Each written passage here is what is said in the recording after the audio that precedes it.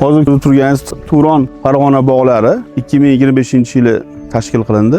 Dekabr oyida ko'chatni ekib tugatdik. Maravilla degan sortini Polsha davlatidan Qirg'iziston orqali olib kirib ekdik. 60 ming dona ko'chat ketdi. Mana Xudoga shukr, o'zini oqlab 95% natija bor. Ya'ni 95% ko'klatib oldik. Bu loyihadan maqsad mahalliy aholini shu qiziqtirib, ko'rsatib, shu yerda bo'lgan holatni tanishtirib, tatbiq qilish keng aholiga. Ya'ni shu Maravilla ko'chati bir tupidan 4 kilogacha hosil beradigan bo'lsa, o'zimizning mahalliy eski nav 1 kilodan bir tupidan yarim kilo hosil beradi. Tafovut katta orada.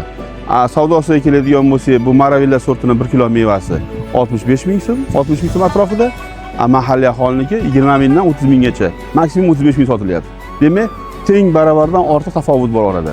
Asosiy maqsadimiz shu yerdan chiqqan ko'chatlarni aholiga arzonroq nimada tarqatib, tub aholini shu yangi elit nav bilan qamrab olish va aholini bandligini ta'minlab, ko'proq daromad toptirish ro'zg'origa. Maqsadimiz shu. Umumiy maydon 5,5 gektarga ekilgan, 60 ming dona ko'chat ketgan. Tomshlash, sug'orish bilan asosiy nimasini qilganmiz. Hozir muntazam 4 ta ishchimiz bor, muntazam. Mavsumiy 50 tagacha ishchi ishlatamiz, mavsumiy.